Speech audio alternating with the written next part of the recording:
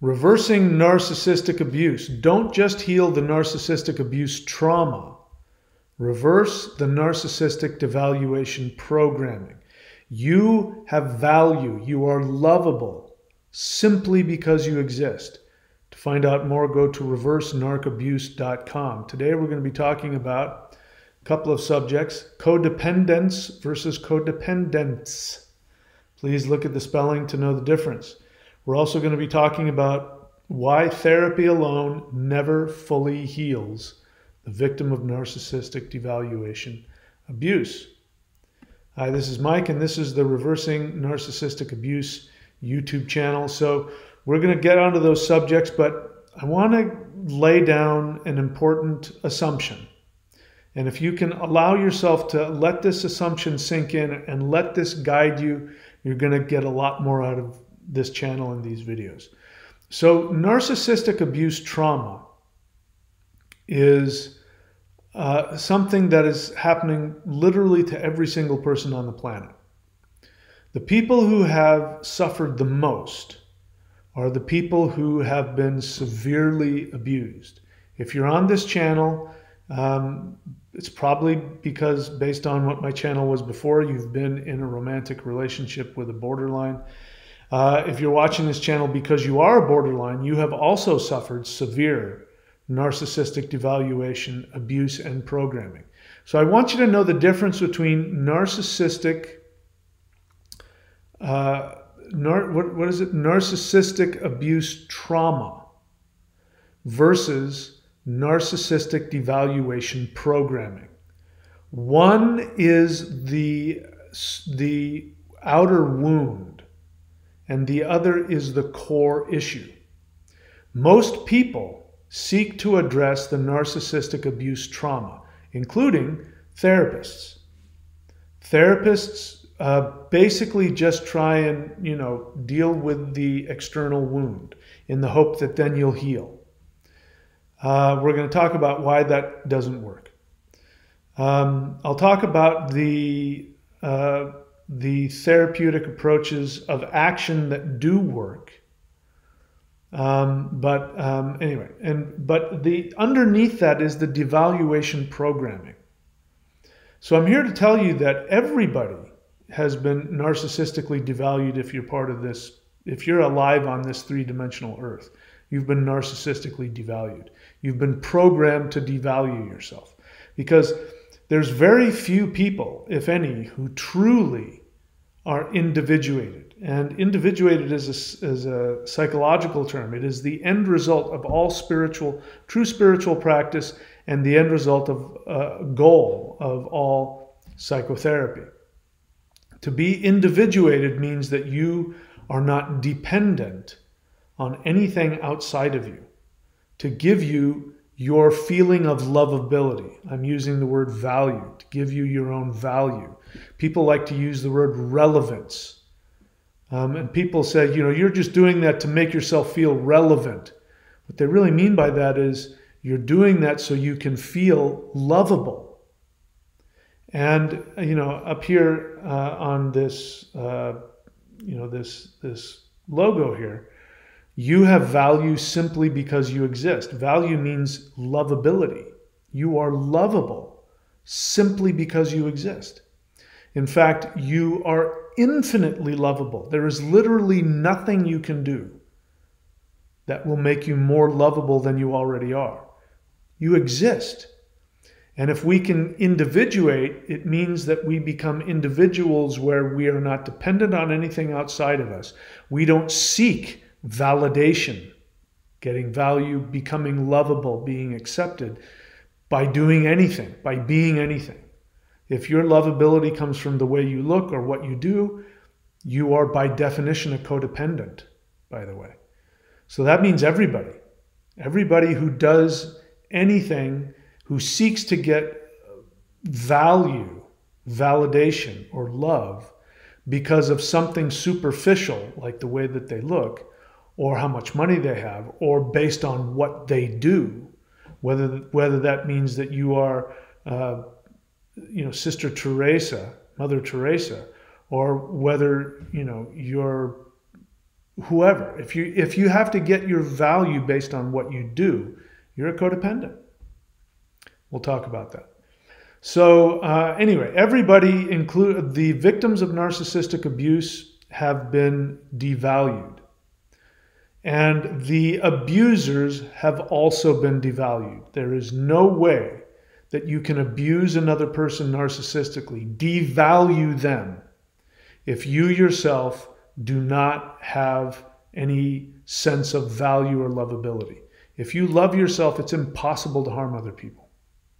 So that means the abusers, the narcissists, the psychopaths, the borderlines, they were deeply damaged, and they suffer from the same root dysfunction that you do if you've been abused, which is that they do not believe that they are lovable simply because they exist. All right, so let's get into it. First, let's go ahead and take a look at a quote of a comment somebody left on the channel. Let's see, is this it? Yeah. So this person says, "Wow, I'm a psychotherapist and I've learned so much from you in this video. When it comes to personality disorders and NPD, BPD, antisocial, the victim/codependent knows so much more than any psychologist or DSM book. Thank you for the detailed teaching. All therapists should watch this to really understand BPD. This is stuff we are not taught in class by the DSM, nor do we have the privilege of spending as much time with the patient as the victim codependent does to really understand the dynamic. Thanks for encapsulating the basic concept of BPD. You're very welcome." And I completely agree with you. I'm not a psychiatrist. I'm not a psychologist. I'm not a counselor. I'm not licensed as a medical or as a mental health professional. I am what Sam Vaknin would call a self-styled expert. I am an expert. I am an expert based on my experience, and my experience, and because of the work I've done to heal, has given me a perspective that a lot of people don't have, including people that have spent years in studying psychology and read tons of books. The other thing that this person says, which is important, is that the victim spends a lot more time in the dynamic than the therapist ever will. And that's absolutely true, especially when you're dealing with borderline personality disorder. That mental illness is highly it explodes in the intimacy of romantic relationships. In fact, that's when it explodes into its worst possible presentation of itself. And listen, borderlines and narcissists, they know how to play therapists. They're really good at it. So a lot of therapists won't even know. They won't even know what is really going on, what the truth is. The one thing about narcissists and borderlines is that they can be, not all of them, but many of them are absolutely brilliant. They are masters of being self-aware of what their issues are.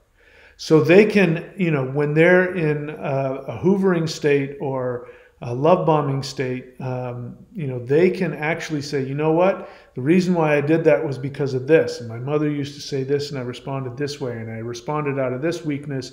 And they can articulate, get so deep that you will believe that they are aware and that they won't do it again. Because if somebody who doesn't have a personality disorder is able to be that self-aware and be able to elucidate what happened to them and why they did what they did, the average, non-disordered person, it means that they're never going to do it again. It means they've seen it, they've felt it, and they'll be able to see it coming. And when it does happen, they'll know how to respond positively. But with the borderline or the narcissist, it doesn't mean anything. That awareness literally gives them nothing. It gives them no ability. At least I experienced it.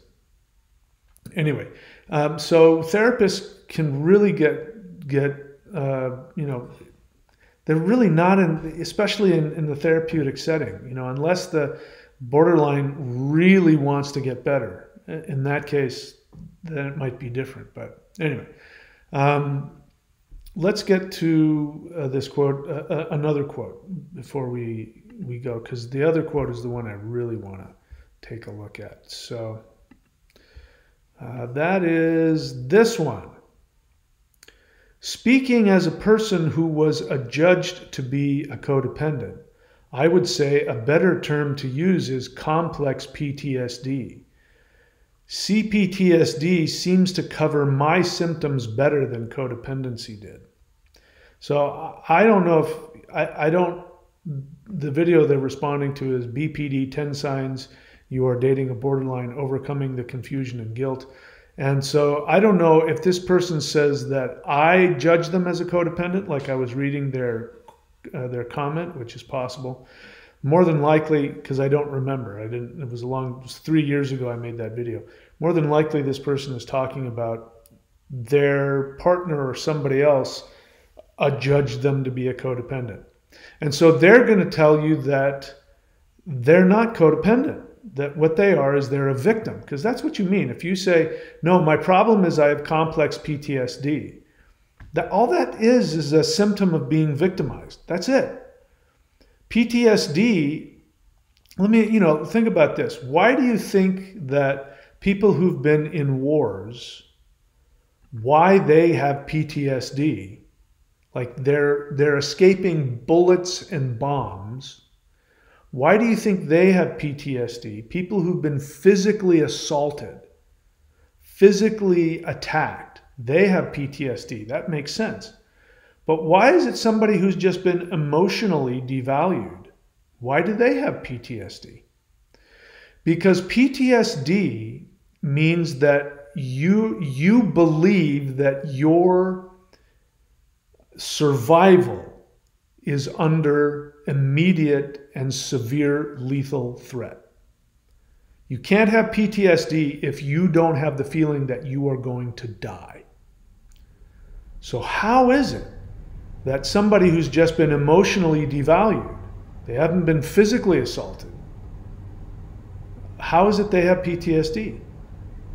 They have PTSD because they believe that their lovability is at risk. They also believe that if they don't get the love of the abuser that they're with, that it will kill them. Now, they may not consciously believe that, but their nervous system believes it. The same way your nervous system believes you're going to die if there are bombs and bullets flying over your head. So what does that mean?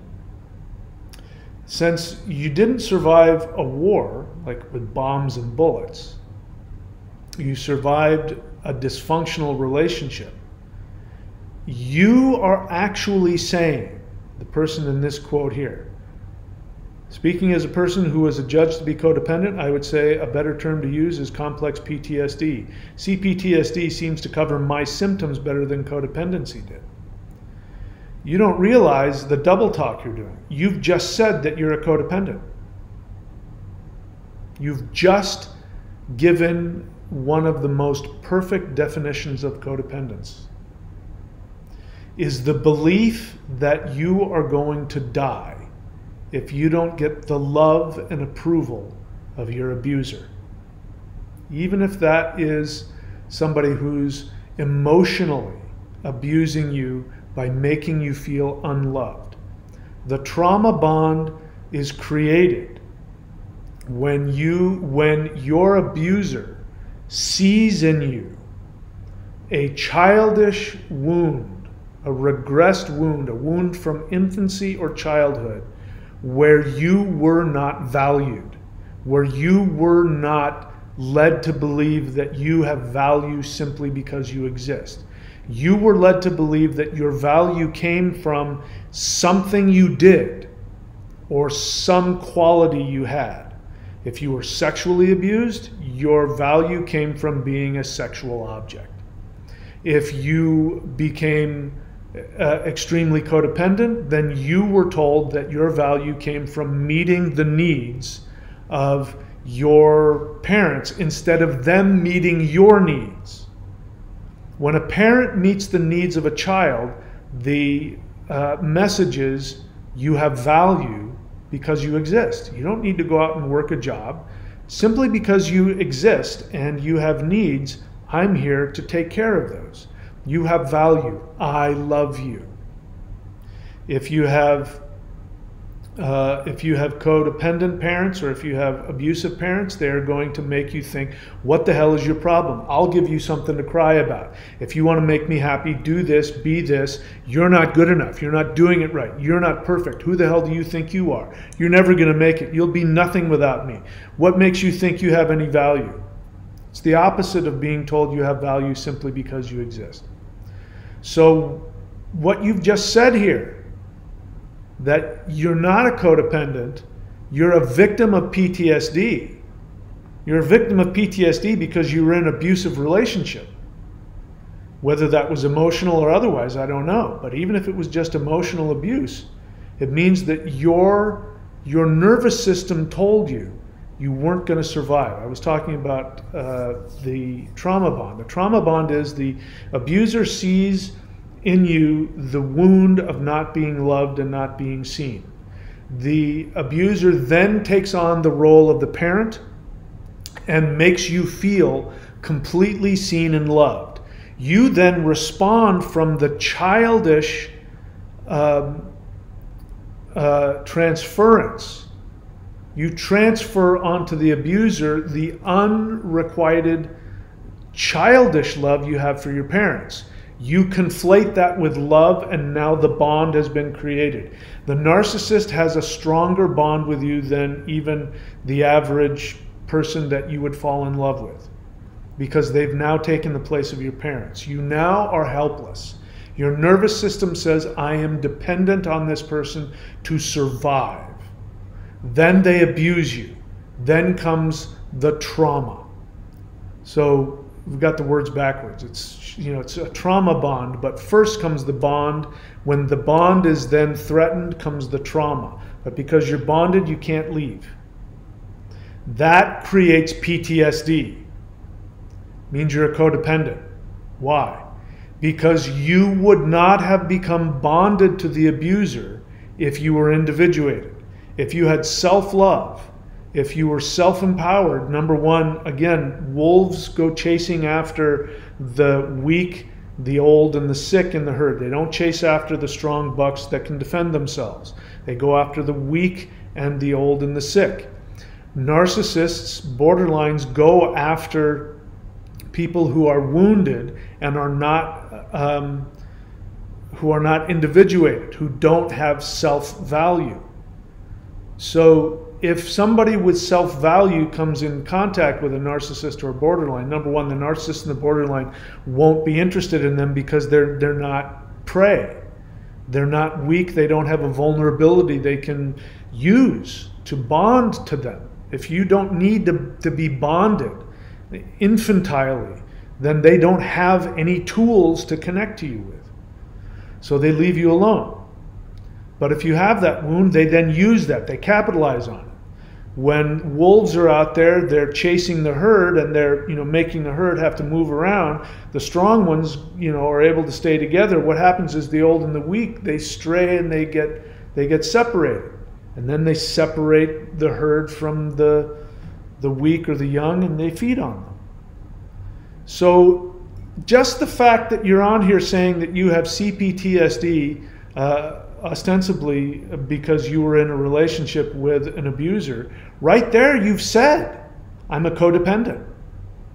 Because unlike the elk that are trying to run away from the wolves, the weakness that you have is that you didn't get the message that you have value simply because you exist, and they capitalized on it.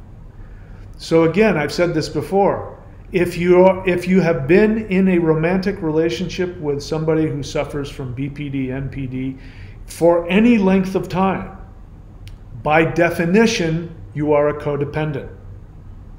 Let's explain more about what that is. Codependence is a relationship dynamic where a dysfunctional person must be enabled or regulated by someone less dysfunctional.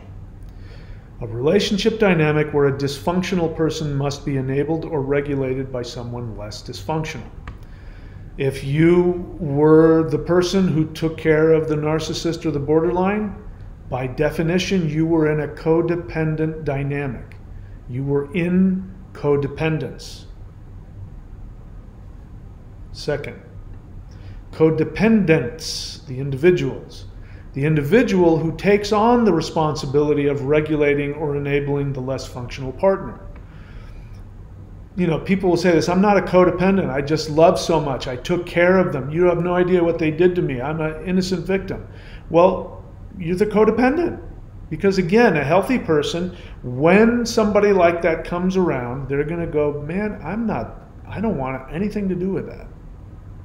They got big old horns and the wolf is coming at them and they go like this and the wolf says, I don't want that. Well, where's the old one? Where's the young one? Where's the sick one? I'm going over there. So if you two hooked up, again, by definition, you're a codependent. Below that, all parties in dysfunctional relationships are codependents and suffer from codependence. I'll repeat that. All parties in dysfunctional relationships are codependents and suffer from codependence. The narcissist is a codependent. Why? Because they get their value from something outside of them. The power that they wield, the lie that they've presented, they don't believe they have value in and of themselves. So they create a false ego. They use you because they've bonded to you. They use that power to manipulate you. They're getting their value, they're getting their sustenance from something outside of themselves. They are codependents. The codependent got into the relationship because they needed to gain value based on what they did or what, externally what they brought. Had nothing to do with who they were. That by definition makes you a codependent. Creates a codependence between the two of them. You can't dance, it takes two to tango. Both are codependents, the abuser and the victim both. All parties in dysfunctional relationships are codependents and suffer from codependence. Last one. One of the main symptoms of all codependents is denial of their codependence. Let me repeat that again because I'm making such clever use of both words. One of the main symptoms of all codependents is the denial of their codependence. So the narcissist, if you go to the narcissist and you say, you suffer from narcissistic personality disorder, they're going to say, no, I don't. I absolutely do not. If you go to the borderline and say, I think you're suffering from borderline personality disorder, they're going to say, I am not. I'm a super empath. You don't understand. I have more empathy than you do. I'm not a borderline. I don't have that problem. When you go to the person who has been enabling and regulating the narcissist or the codependent, the narcissist or the borderline, when you go to that person who's been regulating and keeping that going and you say you are a codependent, they're going to say, no, I'm not. You know somebody who's not a codependent, you know how they would respond to being told that they're a codependent? The person who's not a codependent would go, you think so? I'm going to go check that out. Is there like a 12-step group or something? What is it, Codependents Anonymous? I'm going to go to one of those Codependents Anonymous and I'm going to find out. I'm going to listen. I'm going to get the literature. I'm going to ask somebody. Because if that's the case, I want to fix it. If they talk like that, they're not a codependent. Why? Because the main defense mechanism is going to be denial. So the fact, my friend, the fact that you wrote this, the guy in the bottom, speaking as a person who was adjudged to be a codependent, I would say a better term to use is complex PTSD. So in other words, you've just fulfilled all of the requirements. You have complex PTSD because you got into a trauma bond, because you had a wound from childhood or infancy where you didn't get enough love or approval, meaning you needed to find love from outside of you. You bonded to somebody who made you feel that you were loved simply because who you were. Then they turned around and they took advantage of that childish bond that they had, and they began to abuse you. You then went into a state of PTSD. You then went into the trauma bond, intermittent reinforcement. You were trapped in that. You were in a state of, I'm about to die, which is called PTSD. So the fact that you say, I have PTSD, doesn't mean anything. Borderlines have PTSD. You know who else has PTSD? The narcissistic abuser has PTSD. Everybody in it has PTSD. You've said nothing. All you've said is, I was in a dysfunctional relationship. I have PTSD. That's all you've said. But you've also said, I'm a victim.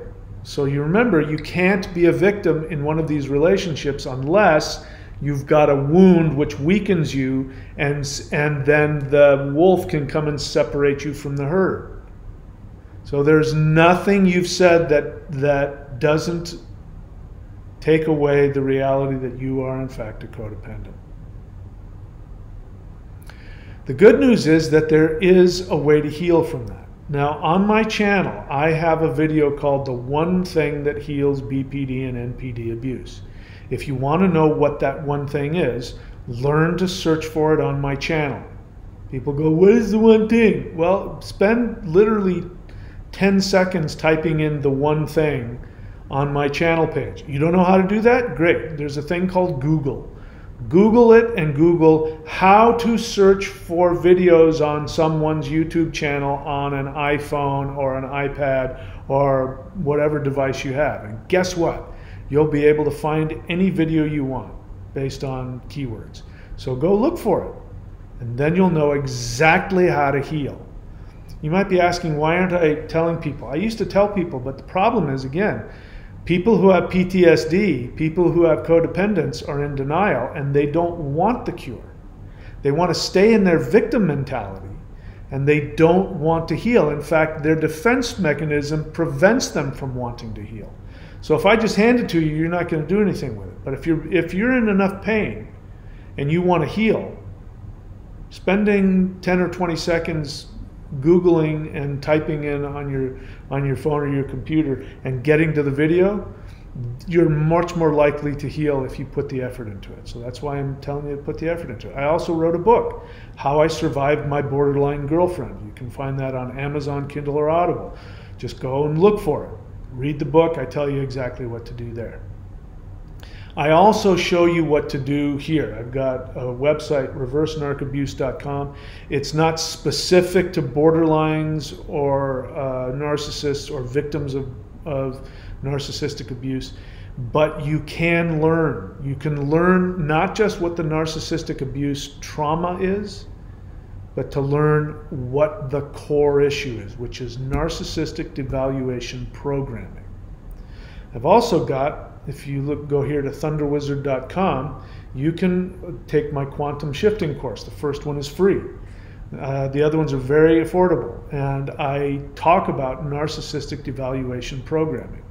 Because what we need to do is not just, this is why, I'm going to tell you why therapy doesn't work in a nutshell. Or I shouldn't say therapy. Therapies, talk therapy. Talk therapy will not heal this kind of wounds or this kind of trauma. And the reason is because it doesn't get to the root of it. And it can't. I was in therapy for 30 plus years. I was in group therapy for 30 years. And I can tell you what I saw. I saw that nobody ever really healed. And every single one of the people that I saw in my group over 30 years, they all suffered from narcissistic devaluation programming and narcissistic abuse trauma. And in almost every case, none of them had any significant healing. In some cases, they continued to get worse. The people who did make recovery were people who were taking actions in their life, and or they were doing things like working the 12 steps in 12-step programs. So they were able to then come back to therapy and use the awareness that came with therapy in their action-based programs. I've also found that people like borderlines and narcissists who do DBT therapy and do the DBT workbook every day and go to DBT group, and they're continuously taking actions, contrary actions to their impulses and their their self-sabotage. Those people can heal, and those people can have healthy relationships. But it comes down to the difference between talk therapy doesn't involve any real actions. It's just really just psychological and emotional masturbation. Oh my God, my mom did this to me. Oh my God, and it doesn't accomplish anything. But people who are taking directed, specific actions, the 12 steps are the supreme. There's nothing on this planet that works better than working the 12 steps. By the way, working the 12 steps doesn't mean going onto a website and reading them and doing them in your head. You have to do them with a sponsor. You have to know what a fourth step is, not just go, oh, I'm self-evaluating. You have to actually know how to write a fourth step and look at the resentments. You have to do the work. If you don't do the work, it doesn't work. You won't heal. So to my therapist friend, thank you. You're absolutely right. The reason that I know as much as I do is because I lived it, and then I did the self-work with the programs of action, as well as some education in therapy, which gave me some intellectual education about it. But I completely agree. Therapy and therapists and reading books on therapy and going to school and all of that is going to give you almost nothing. It's going to give you almost no awareness. It's going to give you almost no tools to help somebody, like that. Other than DBT, and maybe there are other therapies like that are action-oriented. That would work as in the 12 steps. So anyway, there you go. That's why therapy on its own won't cure you from narcissistic abuse trauma. And the difference between codependence with a NCE is that is a dynamic. Anybody that's in a relationship with a borderline or a narcissist, you are in a dynamic of codependence simply because you are the one who's regulating and enabling them. By definition, you are a codependent because you are the one that's regulating them. The third definition, we can use four. The third one is you are a codependent because you are in a relationship where your sense of value comes from what you do, not who you are. Fourth one is if you have been in a relationship with a borderline or a narcissist and you've been abused, you are suffering from some sort of PTSD, which means that your nervous system believes you're about to die. Why? Because you believe if you're not loved by that particular person, it'll kill you, even if it's on an unconscious level. That creates a trauma to such a degree that you have PTSD. All of those things mean you're a codependent. And the way for us to heal from this, whether we are the abuser or the victim, is by reversing the narcissistic devaluation programming. I'm going to be talking more and more about that. You can start learning that here at reversenarcabuse.com or thunderwizard.com and get the first quantum shifting course. That's it, my friends. I love you. Please remember you are the most valuable, beautiful being that has ever existed. Please know that the entire multiverse was created solely for your pleasure, and that it is your absolute birthright to be filled with bliss and self-love. And I encourage you to not stop until you achieve that. I'm going to be sharing with you what I'm doing and what I've done, and if there's anything I can do to help, that's what this channel is here to do. And everything I provide will be for that one goal, so that you can find that bliss within yourself. And we're gonna get rid of the things that don't work. So be prepared for me to, to be talking about all of the sacred cows that we're going to get rid of. And we're only going to do what works. So I've already told you where to go and what to do. That's it. I wish you all the best. Until next time, please be extremely good to yourself and realize and remember that the only thing that you are required to do in order to be the most lovable being in the universe is simply by existing. That's all you're required to do. And I love you and I accept you simply because you exist. Thanks. See you all soon. As I've already said, please take very good care of yourselves.